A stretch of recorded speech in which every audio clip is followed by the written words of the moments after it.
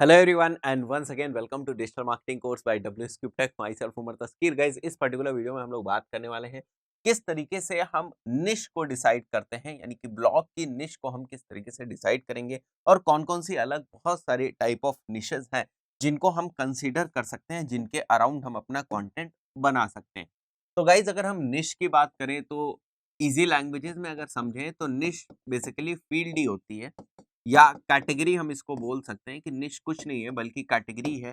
किस फील्ड में, किस कैटेगरी में, किस एरिया में हम लोग अपना कंटेंट लिखें, ये बहुत ही बड़ा कंफ्यूजन है। अब आपको लगता है ब्लॉगिंग बहुत ही अच्छी फील्ड है, आपको समझ में आ गया कि ब्लॉगिंग क्या होती है, आप ये भी सीख चुके हैं कि फॉर एग्जांपल आप मान लेते हैं कि अगर आप इस कोर्स को कर चुके हैं और ये चीज सीख चुके हैं कि ब्लॉग बनाते किस तरीके से, अब आप कुछ अर्न करना चाहते हैं या इस फील्ड में कुछ काम करना चाहते हैं। इन दैट केस अगर खुद से आप कुछ अर्न करना चाहते हैं, क्योंकि ब्लॉगिंग एक ऐसा ऑप्शन है आपके पास जिसमें आप खुद से अर्निंग कर सकते हैं। ज़रूरी नहीं है कि आप किसी कंपनी में जाके जॉब करें। मतलब अगर आप सेल्फ अर्निंग करना चाहते हैं तो ब्लॉगिंग एक बहुत ही अच्छा ऑप्शन है। एक तो ब्लॉगिंग है और दूसरा जो है वो यूट्यूब है।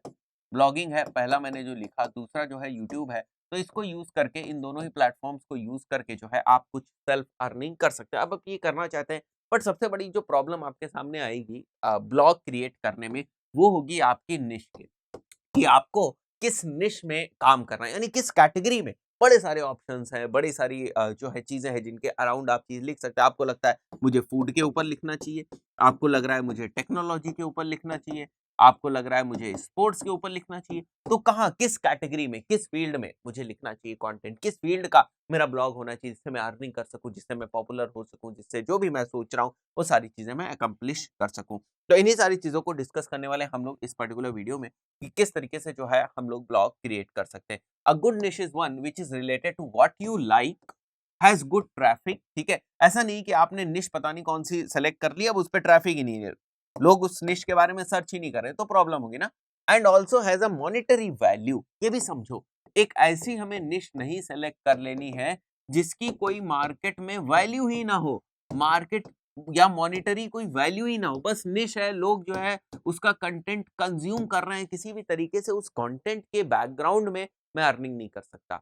तो अगर ऐसी कोई निश है तो प्रॉब्लम की बात है। ठीक है, इस टाइप की हमें निशेस नहीं क्रिएट करनी है। तो यहाँ पर अगर हम निश सेलेक्ट करने जा रहे हैं, इस निश के ऊपर ब्लॉग क्रिएट करने जा रहे हैं, इन दैट केस यहाँ पर आप देख सकते हो कि हमारे पास 4 इंपॉर्टेंट पॉइंट्स हैं जिनका हमें ध्यान रखना होगा।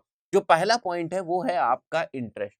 जैसे अगर मुझे डिजिटल मार्केटिंग में इंटरेस्ट है तो मैं कोशिश करूं कि मैं इसी के अराउंड जो है वो अपना ब्लॉग क्रिएट करूं। तो हमेशा ब्लॉग के साथ एक चीज हमें ध्यान रखनी चाहिए, वो ये है गाइस कि हमें इंटरेस्ट वाइज ही अपना ब्लॉग क्रिएट करना चाहिए। इससे फायदा होता है, इससे फायदा ये होता है कि जैसे हम लोगों ने बात करी कि ब्लॉग इज प्योर कंटेंट।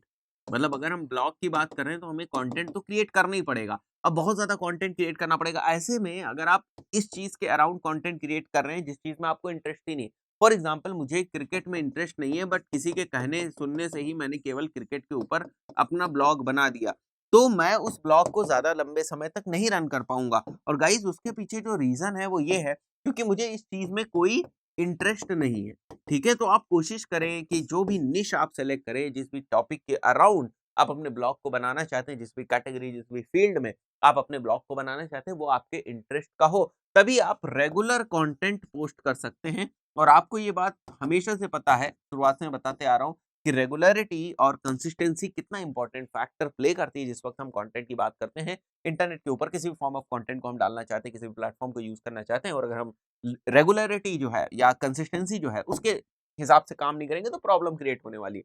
तो जो पहला पॉइंट है कि भाई हमें किस टाइप के निश के ऊपर काम करना चाहिए, किस तरीके से अपनी ब्लॉगिंग की निश को सिलेक्ट करना चाहिए, उसमें जो पहला फैक्टर हमें कंसीडर करना है वो करना है गाइज हमें इंटरेस्ट, यानी हमें अपने इंटरेस्ट की ही फील्ड को सेलेक्ट करना है। Second is business value. जैसे अगर मैं डिजिटल मार्केटिंग के अराउंड अपने ब्लॉग को क्रिएट करता हूँ, इसका मैं एग्जांपल बताता हूँ बिजनेस वैल्यू का।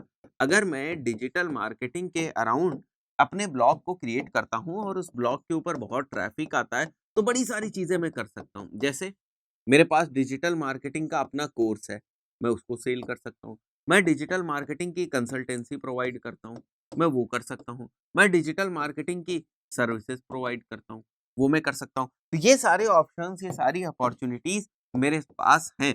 तो इसका मतलब मैं इस चीज से ये कॉन्क्लूड कर सकता हूं, ये कॉन्क्लूजन निकाल सकता हूं कि जो बिजनेस वैल्यू है, अगर मैं इस निश के साथ जाना चाहता हूं, डिजिटल मार्केटिंग निश के साथ, तो जो इसकी बिजनेस वैल्यू वो है, मैं इसको एक्सपैंड कर सकता हूं। इस ब्लॉग के सहारे मैं बड़े सारे अर्निंग्स के मॉडल जो है वो क्रिएट कर सकता हूं, जैसे कोर्सेज, ये जो आपने देखा कोर्सेज। अब कोर्सेज भी बड़े तरीके के हैं। डिजिटल मार्केटिंग में ही अगर हम बात करें तो गूगल एड्स का मैं कोर्स बना सकता हूं, मैं फेसबुक एड्स का बना सकता हूं, मैं बेसिक डिजिटल मार्केटिंग का कोर्स बना सकता हूं, मैं एनालिटिक्स का कोर्स बना सकता हूं, मैं एसईओ का कोर्स बना सकता हूं, मैं कंटेंट मार्केटिंग का डिटेल में कोर्स बना सकता हूं, बहुत सारी चीजें।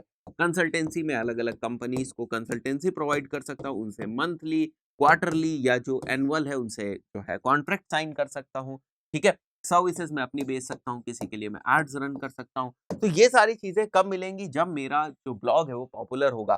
ठीक है, तो क्या उसकी कोई बिजनेस वैल्यू है या नहीं है, ये भी बड़ी जरूरी चीज है, राइट? Monthly yearly searches.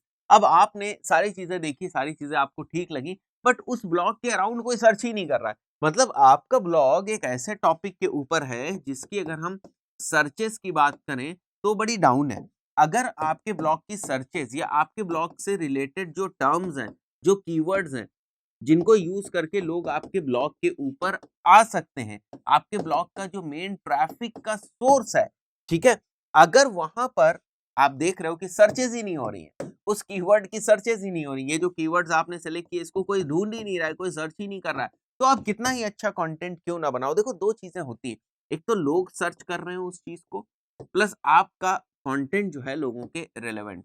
तो अगर ये दोनों चीजें मैच करती हैं तो देयर आर हाई चांसेस कि आपका जो ब्लॉग है वो सक्सेसफुल हो जाए। अब अगर आप पहली ही चीज में गड़बड़ कर गए, लोग सर्च ही नहीं कर रहे हैं, तो जब लोग सर्च नहीं कर रहे हैं तो फिर आपकी वेबसाइट के ऊपर ट्रैफिक आएगा कहां से? उनको सेटिस्फाई करना तो बात की बात है कि उनको हमारा कंटेंट पसंद आ रहा है या नहीं आ रहा है, वो कितनी देर तक हमारे ब्लॉग के ऊपर है, क्या हम उनको मोनेटाइज कर सकते हैं, यानी बाद में उनको सर्विसेज कोर्सेज वगैरह अपने बेच सकते हैं, वो सारी चीजें तो बाद में आएंगी।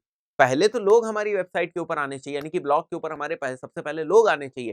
तो लोग कहाँ से आएंगे? लोग जाएंगे गूगल के ऊपर, गूगल के ऊपर टाइप करेंगे, जो जिस भी टॉपिक के ऊपर आपका ब्लॉग है उससे रिलेटेड कीवर्ड्स टाइप करेंगे, आपका ब्लॉग रैंक होगा, प्रोसेस समझो, आपका ब्लॉग रैंक होगा, उसके ऊपर क्लिक करेंगे, आपके ब्लॉग के ऊपर आएंगे। तो पहला स्टेप क्या है? अगर सर्च ही नहीं कर रहे तो खेल खत्म, बहुत सारा जो पोटेंशियल था वो तो आपने ऐसे ही मिस कर दिया, बहुत से लोग सर्च ही नहीं कर रहे। सर्च कर रहे हैं, अब हमारा अगर वेबसाइट नहीं रैंक हो रही या ब्लॉग नहीं रैंक हो रहा है तो उसके लिए हमें क्या करना पड़ेगा? उसके लिए हमें एसईओ करना पड़ेगा, प्रॉपर एसईओ करना है उसका। ठीक है, बात क्लियर हुई? तो मंथली ईयरली सर्चेस के ऊपर भी हमें नजर रखनी है। सारी चीजें आपको समझ में आ गई कि मुझे इस फील्ड में जो है इंटरेस्ट भी है, इससे पैसा भी कमाया जा सकता है, बट इसको इंटरनेट पे लोग सर्च नहीं करते हैं, तो प्रॉब्लम है। Trend and future of the topic, ये भी हमें समझना है। गूगल ट्रेंड्स याद है गाइस आपको?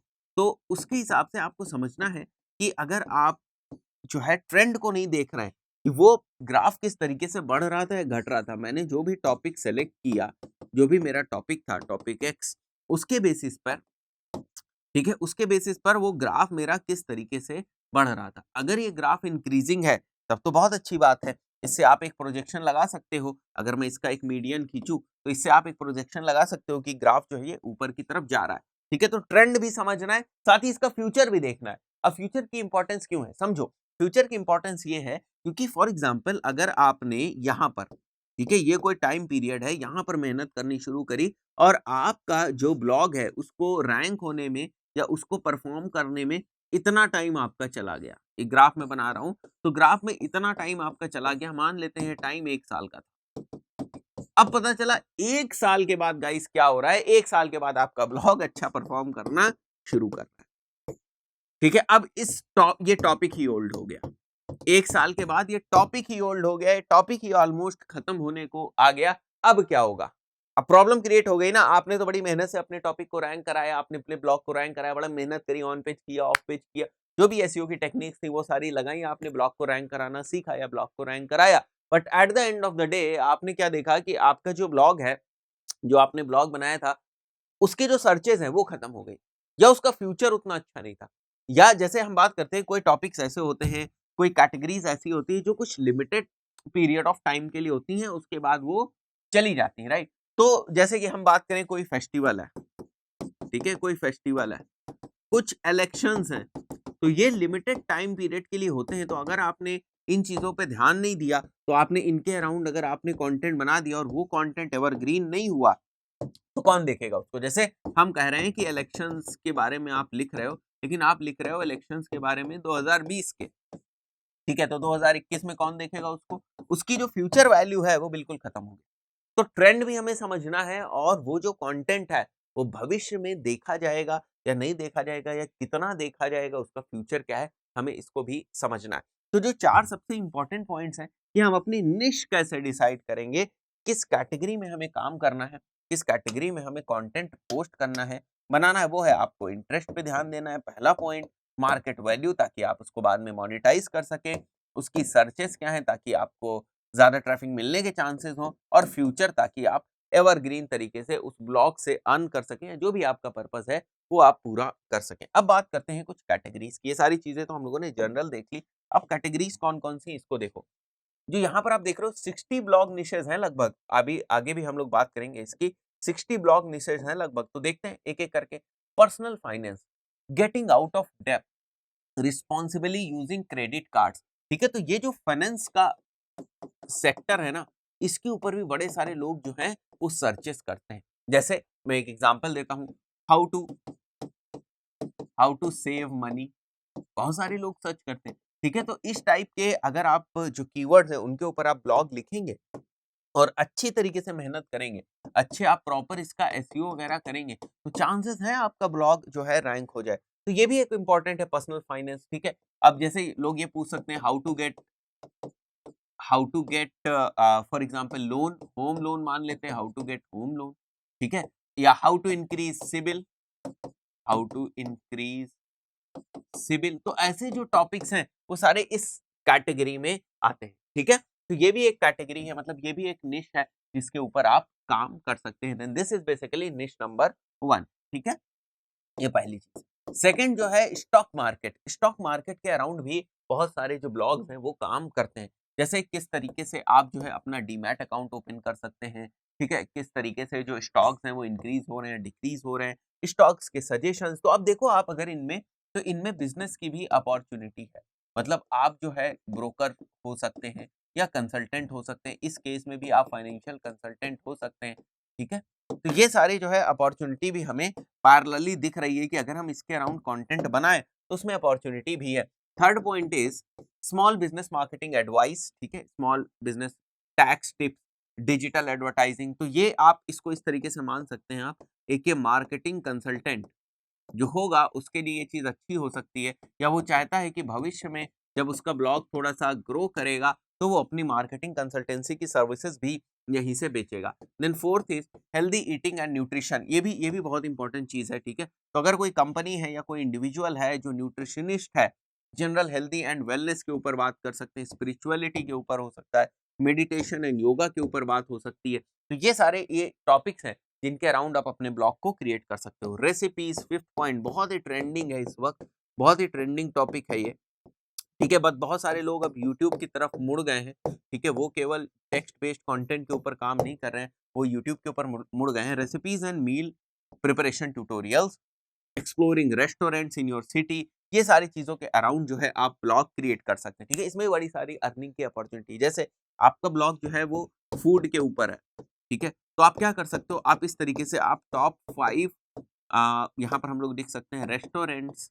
अभी कोविड की वजह से ये इंडस्ट्री बहुत डाउन है, पर टॉप 5 रेस्टोरेंट्स इन जोधपुर, ठीक है? तो आप 5 रेस्टोरेंट्स को फीचर कर सकते हो इसमें, और हो सकता है कुछ रेस्टोरेंट्स आपको पे भी कर दे इस चीज के लिए, ठीक है? पेड प्रमोशन के पॉइंट ऑफ व्यू से। Sixth is running, hiking, trekking. तो जो एडवेंचर लविंग पीपल हैं तो उनके लिए अच्छी चीज है camping, mountaineering, rock climbing, biking, skating. तो ये सारी जो चीजें हैं इनके अराउंड भी आप जो है अपना ब्लॉग क्रिएट कर सकते हैं। अब एक अपॉर्चुनिटी मैं आपको बताता हूँ, यहाँ पर आप जो रनिंग शूज हैं उन उनके जो रनिंग शूज से जो रिलेटेड प्रोडक्ट्स होते हैं उनका आप यहाँ पर एफिलिएट लिंक यूज कर सकते हैं। तो ये सारी हमें जो है अपॉर्चुनिटी भी देखनी है। ऐसा नहीं है दोस्तों केवल हम कंटेंट बनाते जाएंगे, it is not required, right? केवल आप कंटेंट बना रहे हो, केवल आप कंटेंट बना नहीं। अगर आपको लग रहा है कि आपको इस फील्ड में इंटरेस्ट है, ठीक है, अच्छी बात है, बट उसकी बिजनेस वैल्यू क्या है? क्या आप इससे कुछ अर्निंग कर सकते हो आज या भविष्य में? तो उसको हमें देखना है। अगर भविष्य में कर सकते हो तो क्या ये ब्लॉग तब तक टिकेगा? ऐसा तो नहीं ये आउटडेट हो जाएगा। तो ये सारी चीजें हमें ध्यान में रखनी होती। तो इन सारी चीजों को हम लोग देखा, आगे बढ़ते हैं हम लोग और बात करते हैं कुछ और पॉपुलर निशेस की। तो अभी आपको चीजें समझ में आ रहा होगा, जैसे ट्रैवल निशेस, तो बड़े सारे होटल्स जो हैं, ठीक है, बड़े सारे जो अलग ट्रैवल से रिलेटेड वेबसाइट्स हैं, वो आपको जो है जैसे ट्रिप एडवाइजर है, ठीक है, तो ये सारी वेबसाइट जो है आपको स्पॉन्सर कर सकती हैं। बहुत सारे जो टूर्स एंड ट्रेवल्स की कंपनी है स्पॉन्सर कर सकती हैं। Travelling, backpacking, luxury hotel tour, solo travelling, sight seeing, ये सारी चीजें इनके अराउंड अगर आप कंटेंट लिख रहे हो, then fitness, weight lifting, endurance sports, training for athletic events, ये सारी चीजें आप कर सकते हो। फोटोग्राफी, फोटोग्राफी भी आज के टाइम में बहुत ही पॉपुलर एक निश है, तो फोटोग्राफी से रिलेटेड भी आप कंटेंट जो है वो प्रिपेयर कर सकते हो या पोस्ट कर सकते हो। पोर्ट्रेट फोटोग्राफी, वेडिंग फोटोग्राफी, ये सारी चीजें आप कर सकते हो। बास्केटबॉल, फुटबॉल, बेसबॉल, यानी यहाँ पर हम लोग बात कर रहे हैं बेसिकली स्पोर्ट्स से रिलेटेड ब्लॉग्स की। उसके बाद parenting, raising childrens, solo parenting, advice for father, ये सारी चीजें आप कर सकते हो। तो अगर किसी की पेरेंटिंग से रिलेटेड कंसल्टेंसी है, तो बाद में वो उसकी सर्विसेज यहाँ पर बेच सकता है, या इससे रिलेटेड कोई प्रोडक्ट्स हैं तो उनके एफिलिएट्स वो यहाँ पर कर सकता है। खुद के भी प्रोडक्ट से तो वो भी कर सकता है। Action movie, critics, popular TV shows, discussions like game of thrones, ये सारी चीजें भी चल सकती हैं। यहाँ पर भी इंगेजमेंट जो है वो बहुत ही ज्यादा होता है guys. Then self improvement, book reviews, productivity, career advice, interview tips, ये सारी चीजें आप कर सकते हैं। Relationship, marriage advice, psychology, science, physics, astronomy, यहाँ पर तो थोड़े से सब्जेक्ट्स आ गए, तो सब्जेक्ट ओरिएंटेड भी आप कर सकते हैं, राइट। तो ये सारे पॉइंट्स हैं जो हम लोगों ने डिस्कस किए, सारी निशेज हैं जो हम लोगों ने डिस्कस की। अब आपके दिमाग में एक मैप सा बन रहा होगा कि निश किस तरीके से डिसाइड करनी है। हमारी जो निश होगी उसमें हमें प्रॉफिटेबिलिटी भी देखनी है, ठीक है, अदरवाइज ब्लॉग का कोई पर्पस नहीं रह जाता है। दोस्तों इस पर्टिकुलर वीडियो में इतना ही, मिलते हैं नेक्स्ट वीडियो में, टिल देन गुड बाय।